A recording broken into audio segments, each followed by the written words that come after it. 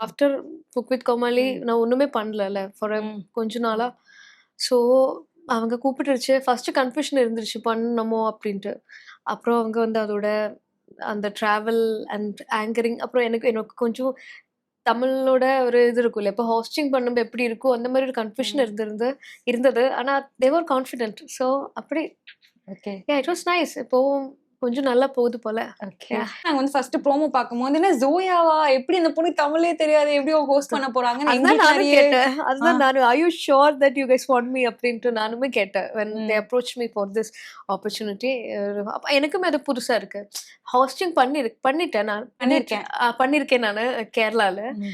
சின்ன வயசுலேருந்து I did anchoring like for live shows and I did ம். Super singer, senior எல்லாமே junior of super singers எல்லாமே பண்ணிட்டு லைக் ஃபார் 3 ஷோஸ் ஆங்கரிங் பண்ணியிருந்தேன். தென் ஐ டுக் அ பிரேக். நீ ஆங்கரிங் ம். ஒண்ணும் பண்ண வேண்டாம். அண்ட் எஸ்பெஷலி இங்கே வரும்போது தமிழ் ஆங்கரிங்க்கு like key point is like language. ம். என்னோட லாங்குவேஜ் கஷ்டம். ம். ஆனா அது இவங்களுக்கு தெரிஞ்சுட்டு தான் கூப்பிடுற பார்த்தா எனக்கு ஓகே பண்ணி ம். பார்க்கலாமே அப்படி சொல்லிட்டு நானும் ஒரு சும்மா சேலஞ்ச் எடுத்தேன்.